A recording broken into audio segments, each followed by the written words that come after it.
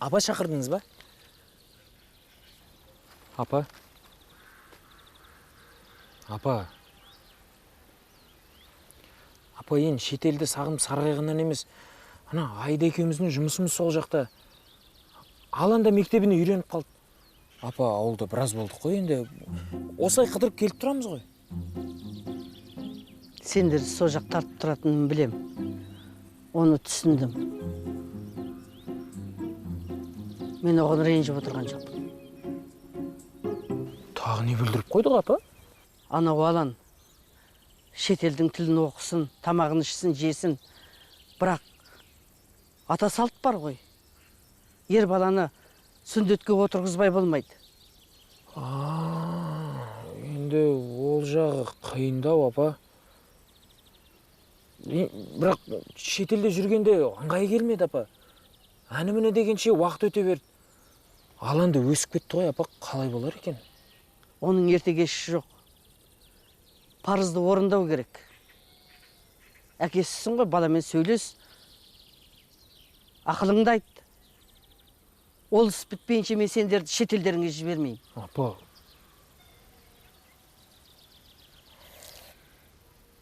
Жарайды.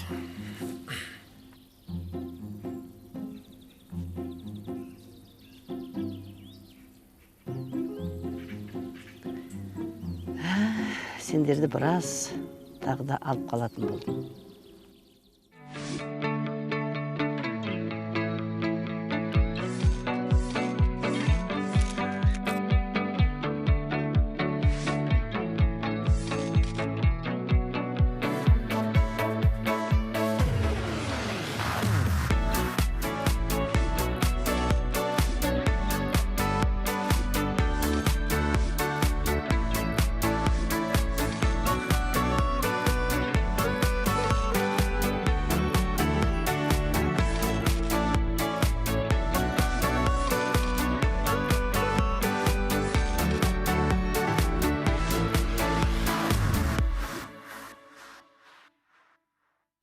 Ол енді балам дәстүр енді. Ата заманнан келе жатқан. Қорқатын ештеңесі жоқ. Жоқ дедім бе, жоқ. Алан. Балам, тоқтай тұршы. Алан, ашшы. Аспай. Алан, оны жасамасақ ауылдан қайтпаймыз деймін. Түсінсеңші енді. Аш, балам. Арман, бер кел. Апа. Өп-үлкен азаматсың. Не сөз? Ана айтып тұрған? Салық бекен, ол төлемесе шетелге жібермейтін. Баламен басқаша сөйлесу керек. Енді, апа. Ой, сендерді өзім араласпасам бітпейтін көрінеді ғой істің бәрі.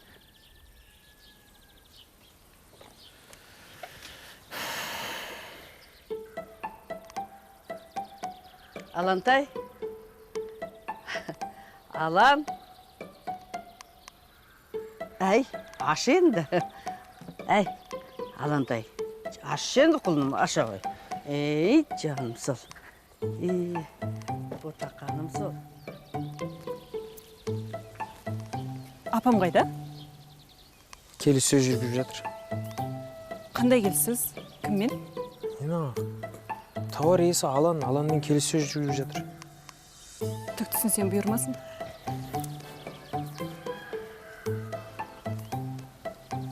Апам шықты.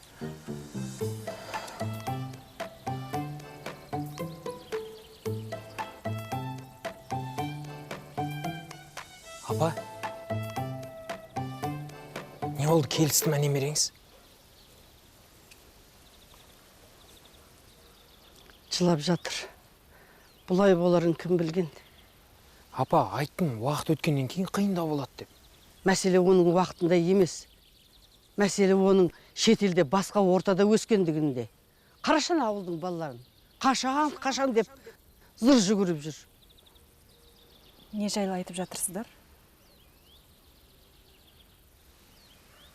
Апа, мүмкін мына кісі сөйлесіп көрер? Иә, анасы ғой, тыңдайтын шығар. Айда.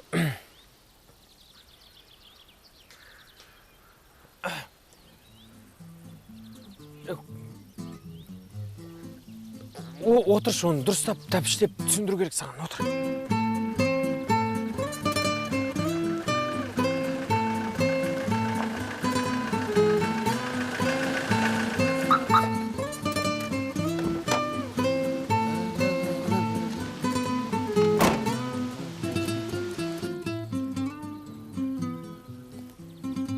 Әншесін келді. Қазір бір амалын табатын шығар.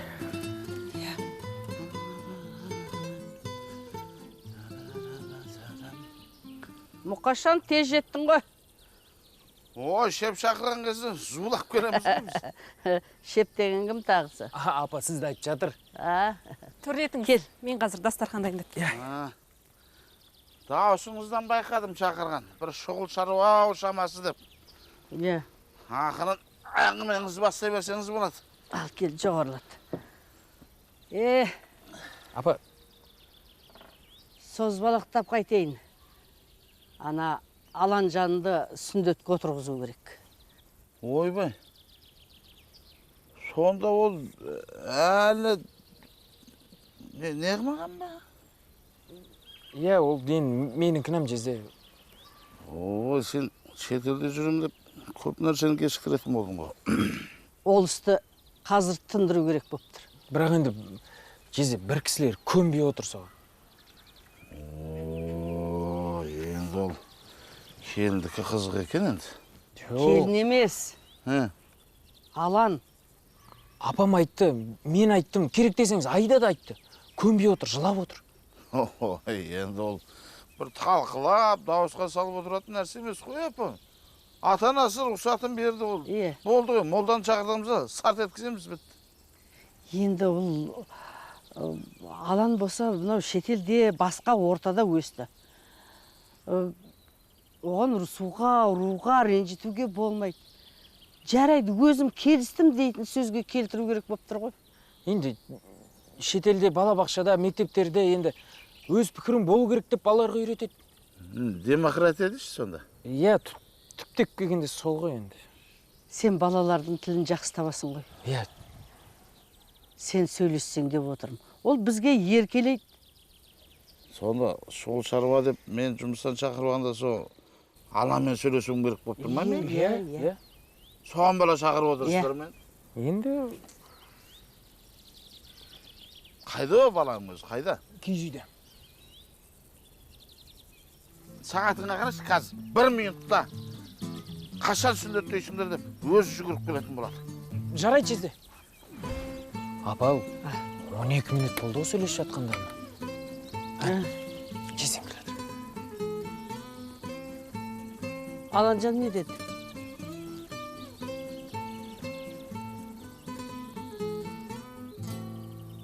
Қазірдің балалары оқып туа ма?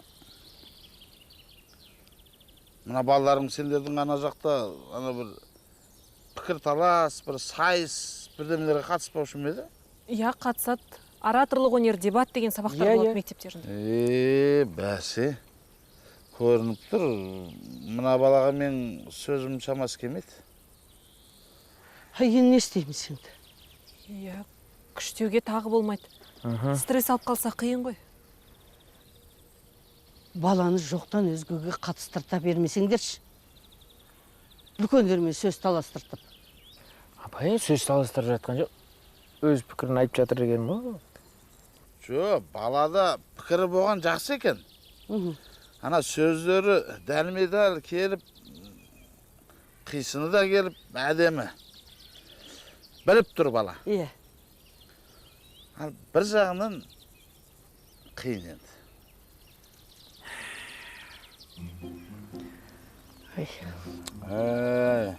Тоқтаңыз, апа. Бұл балаңыз бәрі Мұқаштың амалынан асамайды ғой.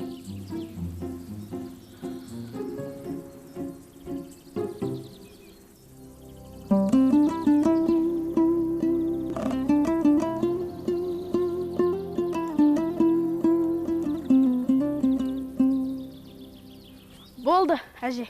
Алан келісім берді. Дайын ала берсеңіздер болады. Ой! Ой, бәрекелді, жарайсың, жүрсін. Балам, сен бағанан бір келіспеймін, көнбеймін деп жатыр едің. Қалай тез көне қалдың? Енді сіздер тек алатын жағын ғана қайттыңыздар ғой. Иә? Оның беретін жағы да бар екен, Айттым ғой мен сіздерге, баланың тілін бала ғана табады. Міне бәрі келді. Енді той жасаймыз. Жұрттың бәрін шақырамыз. Олар саған сыйлық әкеледі. Астыңа ат мінгіземіз, болана ма? Кәдімгі ат па? Енді ағаш атпай дейсің ме? Кел, қарбыз жыңдар. Келе ғой. Ой, көп төлесің ей. Үстінен атты болсын шулай. Сүндетке отырғызылған балаға ер жігіт болды, ат жалын ұстады деп астына ат мінгізеді. Ең бастысы, ер жігіт деген ата қалсам болды. Қалғанның бәрі өзі келе берер. Ой, жарайсың ей. Ой, бәрекелді. Мынау кім баласы? Бәріміз жабылып жүріп атқара алмаған жұмысты мына жүрсін бітірді. Әне. Құлыным жүрсін, саған менен бір көйлек. Әне. Әже, көйлекті қыздарға бересіз ғой. Маған жақсылап тұрып, бірлік салып берсеңіз жетеді. Анан қара, бірлік салып берсеңіз жетеді. Қанша бірлік салайын? 2000. Жарайды. Қазірдің балаларыны іштен оқытып алды ғой бұлар. Ой, не қып отырмыз? Тез шайымызды ішейік. Ана малға бару керек, мал сою керек.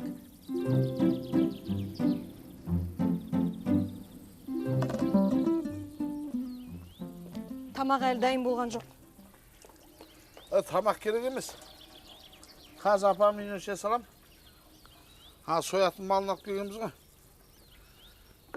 Сен де келетін шығарсың. Кісілер келеді, сен көмектесіп.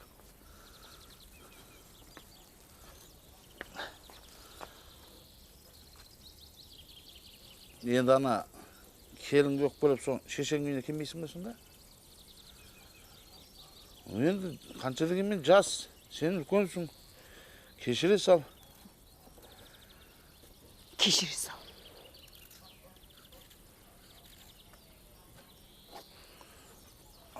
Жақсы адамның ашу анау шай орамал кепкенше дейді ғой. Не болды сонша? Не бүлініп кетті? Сосын қайрақтарымды дайындайсашы, мен киімді осырып шығайын. Жоқ қайрақ еде. Қалай жоқ? Әне күні ғана жақсы 2 қайрақ әкеп қойдым ғой. 2 бажаң алып кетті. Анау күні үйінен көргемін. Ой, не әдеті солар қа? Пышақпен қайрақты қоймайды. Көрсетпей алады деп ырымға сеніп алғанда. Сен де олардан алып кетпейсің бе? Ырым қалып. Қыстаубайдан ат жетектеп алып кет, сайлаудың фуражкасын алып кет. Жүр сол. Бет моншағың үзіліп. Жетер енді. Табағыңды, тегешіңді ал да, дішек қарны ашуға келіп көмектес. Арбыдан кейін сен шешең үйді, мен шешең үйді.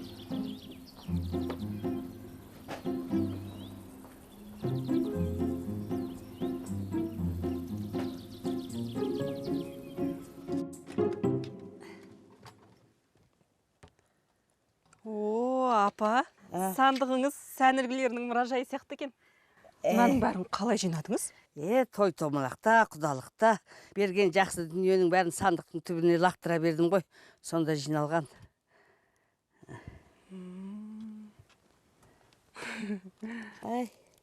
Мұнаны қара. Ой. Мынау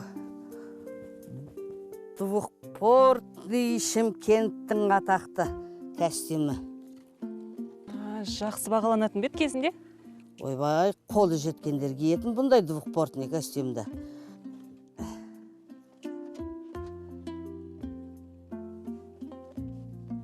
Мынаны қара.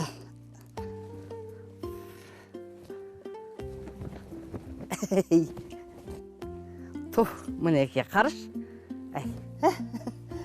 Мінеке жағасы құлпырып шыға келді. Тура жап жаңа сияқты. Иә, жап жаңа кей тұр екен. Иә. Большевичка Кустанай. Мынау қыздардың Алматыда оқып жүргенде алғандары ғой. Иә, АХБК, Алматы деп жазылып тұр. Иә, кезінде АХБК-да керемет киімдер тігілді ғой. Жеп жеңіл, жұмсақ екен. Иә. 100% мақта ғой бұл. Иә, ол кезде ылғи осындай мақтадан жасалынған киім киетінбіз. Қазір ғой ылғи бәрі синтетика. Әдемі екен. Ұнады ма, аласың ба? Жоқ. Жоқ, апа. Үйге қонақ келсе керек болады, тұра берсін. Кезінде киімдердің түр-түрі өзімізде тігілген екен ғой, иә? Иә. Ой, тігілді ғой неше түрлісі. Қазірде қолға алса тігуге болады. Ана барып сатып ала салғанды жеңіл көреді. Одан кейін мынау Қытайдың дүниелері қаптап кетті ғой неше түрлі. Оның жақсысы да бар, жаманы да бар. Мынаны қара.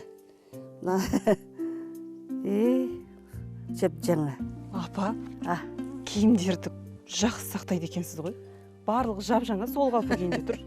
Ой, бәу, ана шалымның папиросын аламын да осы сандықтың төрт бұрышына сеуіп тастаймын. Еш нәрсе жоламайды ғой. Үйреніп алсаң болады. Жақсы. Енді біліп жүретін болам. Қазір. Жаным. Мінеки, бір тойдыманда менің шалыма кигізген көйлек қой. Осыны ырым қып, алан сүндетке отырғызылған кезде кигізем деп жүрушем. Осы ма? Иә. Әкелді, бер әкелді. Ал сізге.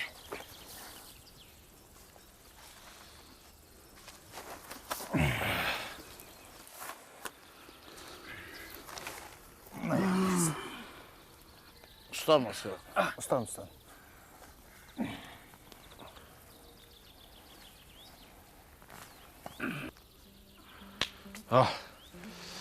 Табақта келер бар. Бисмилля, сенде жазық жоқ, бізде азық жоқ. Аллаху акбар.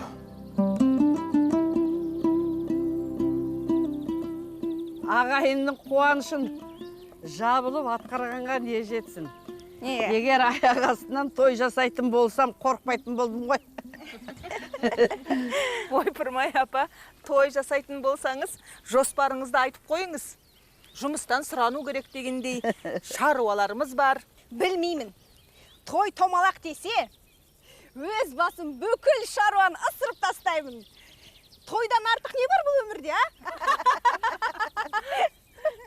Иә, апа. Тура әнші сияқтысың. Қазақтың тойы бітпесін деп қойсаңшы. Ол кішкентай кезінде де сондай тойшыл болған. Аны той деген бір әңгімені естісе болды, менің қасымнан қалмай етегімнен бүйтіп жармасын ұстап. Мен қандай болдым, апа? Сен ба? Сен тура осындай болдың. Иә, көп сөйлемейтінсің. Айналаңа бүйтіп аңдып, қарап отыратынсың. Ұлту ше, ұлту қандай болды? Аяңдағы нандарың жете ма? Жоқ, тағы да илейсіңдер ма? Жетпейді десеңіз тағы да илейік? Міне ұлту да келді ғой. Сәлеметсіз бе? Тойларыңыз құтты болсын. Рахмет, айналайын. Рахмет. Төрлетіңіз. Сәлем, ұлту. Қалайсың, ұлту? Жақсымыз. Үйде қонақ күткенбіз. 2 дүркін манты пісірдім. Жалғыз өзім. Ешкім көмектеспей. Мен шаршамағанда кім шаршайды? Аида, дүкенге барып келші. Сүт жетпейтін сияқты. Ана қасқа сиырдан да аз шығатын болды сүт. Жақсы, апа. Жарайды. Мына ұлтудың да мінезі өзгермеген. Сол қалпы. Ашуланғанда ғой, бұның қайтуы қиын. Апа, не болды? Ұлту неге ашуланып отыр? Кім кәндіренді? Жұмыстарыңды істеңдерші, қазір қонақтар келіп қалатын болса, үлгірмейміз. Болыңдар тез.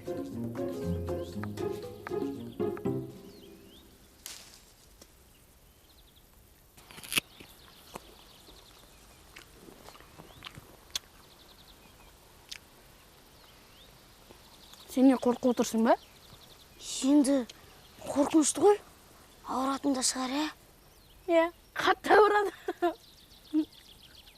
Сонда қалай? Немен денеге болады? Скейтбордтан құлаған сияқты ауыра ма? Скейтбордыңды білмеймін, бірақ аттан құлаған сияқты ауыратын рас. Оның қалай болатынын білмеймін, бірақ екеуміз де екі тілде сөйлеп отырған сияқтымыз. Қалжыңдаймын. Мен скейтбордтан талай жығылдым. Оған қарағанда жеңіл болады. Әрі жылдам болады. Қорқатын ештеңесі жоқ. Ой, мұңайма, қорқатын ештеңесі жоқ деп тұрмын ғой. Тез болып кетеді.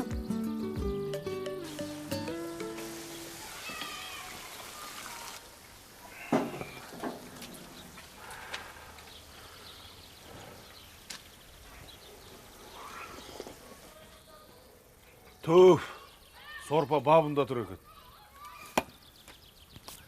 Дәмін көрсе бола ма жезде? Болады, неге болмайды. Қазір мен саған мына бұрқылдап қайнап жатқан жерінен әдемілеп тұрып құйып берейін.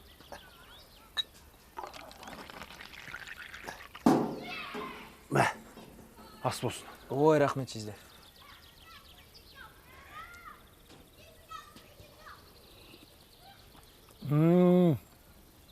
Дәмді болыпты. Дәмді болмағанда жас малдың еті. Бажалар шаруа бірыңғайланған сияқты, Келіңдер, сендер де біраз демалып, сорпа ішіп алыңдар. Сөйтейікші. Негізгі жұмыс бітті ғой. Жұрттың көзінше қазан ошақтың басына бәріміз сораптап сорпа ішіп отырғанбыз. Ыңғайсыз болмай ма? Ой, жезден, несі ыңғайсыз? Сол баяғыдай жас күйеу балалар емессіздер ғой. Баламысың деген. Күйеу бала 90-ға келсе де, ол өмірден күйеу бала болып өтеді, ұқтың ба? Жүрсен, ана жерден отын әкеліп берші. Жарайды, қазір.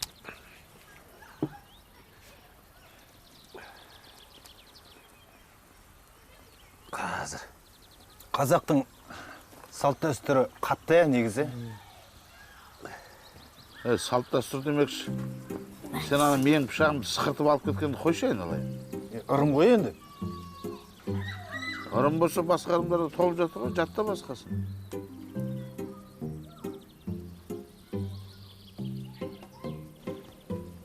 Мен де сорпа ішем, бола ма? Не? Сорпа. Қазір болады.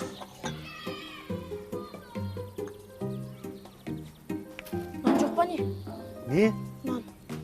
Ай, балам, сен нансыз ішіп үйренсеңші. Абайлай күйіп қалма, ыстығын. Дәрігер келді ғой деймін.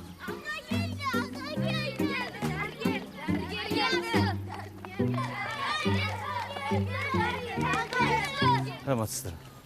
Уалейкум салам. Уағалейкум ассалам. Өй, сен? Мынау дәу жігіт болып тұр. Кел, Келіңіз. жүре қояйын. Сүндетке отырғызатын осы кісі екен, ә? Ой, бұның жағдайы жақсы қазір. Мынау төңіректегі 4-5 ауылдың балаларының бәрін осы сүндет дейді.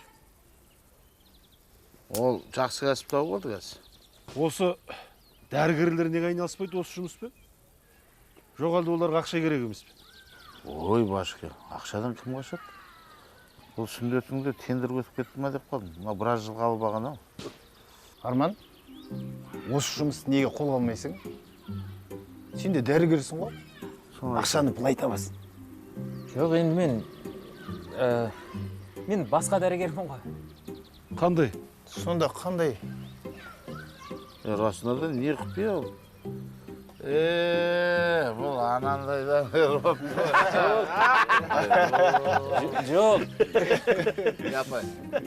Жоқ. Мен айтқанмен де бәрібір түсінбейсіздер ғой.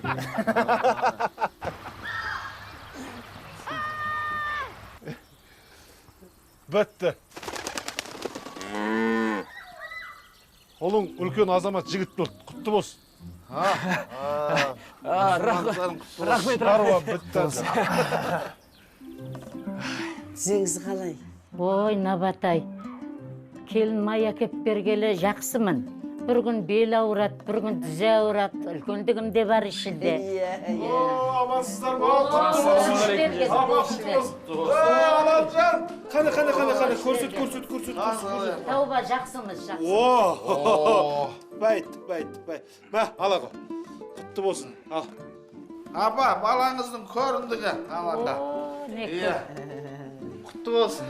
Рахмет. Біз ана ет бәрі дайын болып қалды. Реттей берек. Қаба шағанардан келіп жатыр. Жақсы. О, міне келдік, қалайсыздар?